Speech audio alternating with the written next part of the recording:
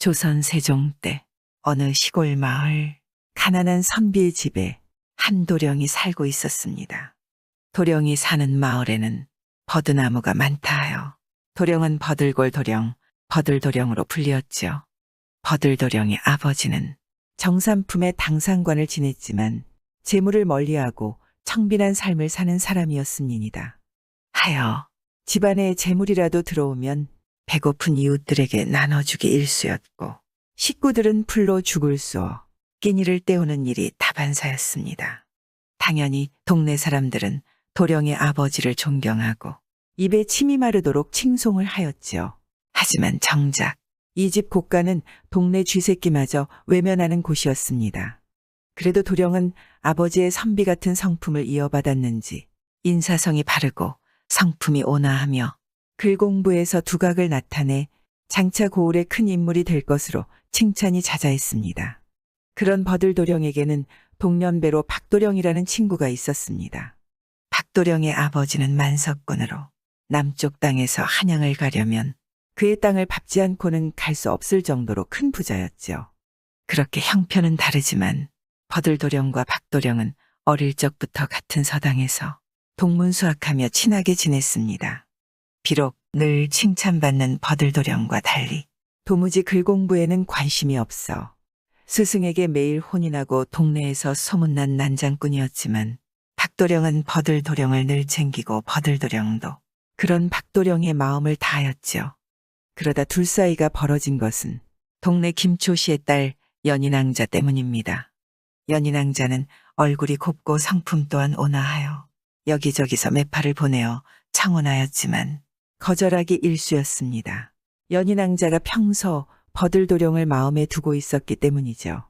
그리고 사실 김초씨 또한 버들도령 집이 가난하기는 하지만 명문가의 자제인데다 총명하기까지 해 내심 버들도령을 사위로 염두에 두기도 하였기에 매파들을 모두 돌려보낸 것이죠. 그런데 김초씨에게 보낸 매파 중에는 만석군 박도령의 아버지가 보낸 매파도 있었습니다. 평소 연인왕자를 몰래 흠모하던 박도령이 아버지를 조른 것이죠. 매파가 빈손으로 돌아오자 박도령은 많이 실망하였습니다. 혼사 얘기라면 꺼내지도 말라고 하여 말도 못 붙이고 왔습니다. 아마 따로 마음에 둔 사윗감이 있는 것 같은 눈치라 염치 없지만 그냥 돌아올 수밖에 없었습니다. 사실 박도령은 연인왕자가 이도령을 흠모하는 것을 짐작은 하고 있었지만 매파에게 들으니 이때부터 괜시리 버들도령이 밉기만 하였습니다. 스승에게 인정받고 동네 사람들에게 칭찬받는 것도 모자라 이제는 연인왕자마저 모두들 버들도령만 좋아하는 것 같아 못마땅하기만 하였습니다.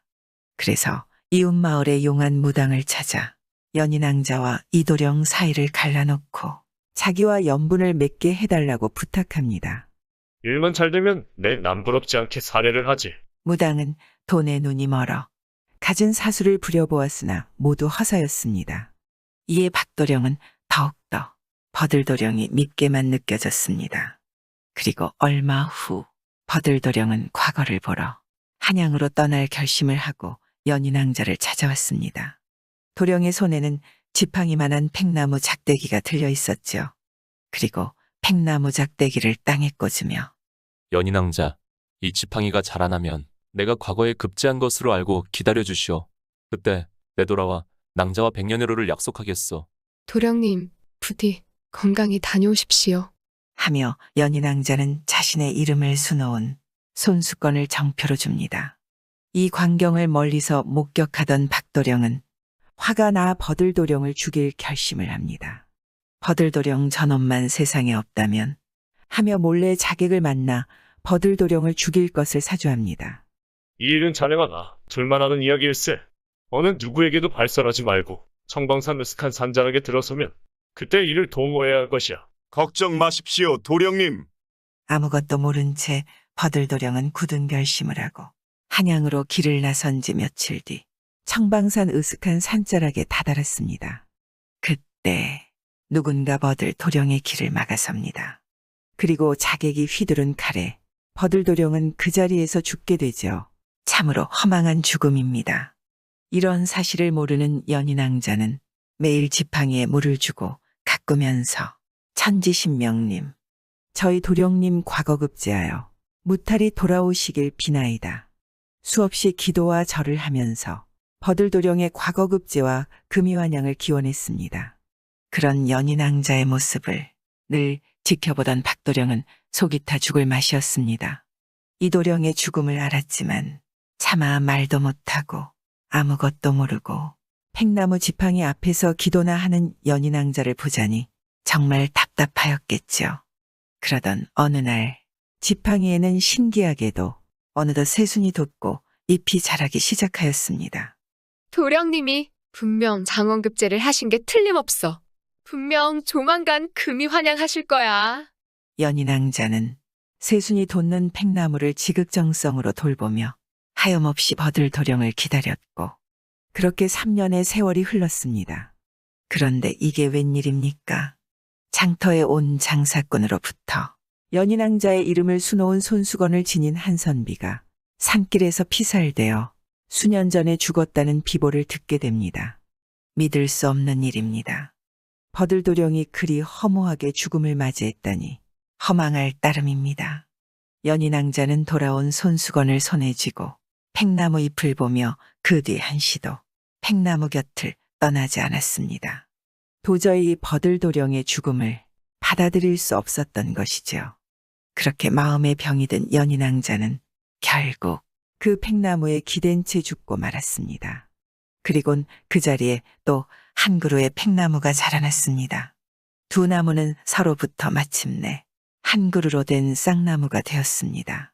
연인왕자가 죽음을 맞이한 이후로 마을에는 3년을 계속해서 불이 수없이 나고 가뭄과 홍수와 병마가 온 동네를 휩쓸고 재앙이 끊이지 않았습니다. 살인을 사주한 박도령도 결국은 미쳐서 악강물에 뛰어들어 죽었습니다. 그 집안도 몰락하여 뿔뿔이 흩어지고 말았죠. 재앙이 거듭되자 마을 원로들은 연인왕자의 노여움을 사서 고을에 재앙이 생겼다고 생각했습니다. 그리하여 길리를 받아 낭자와 이도령의 명혼식을 성대하게 치러주었습니다. 그리고 정월 19날 자정에 당산제를 정성껏 지내어 영신을 위로해 주었습니다. 그 달부터는 마을의 모든 재앙이 사라지고 평안해졌다고 합니다.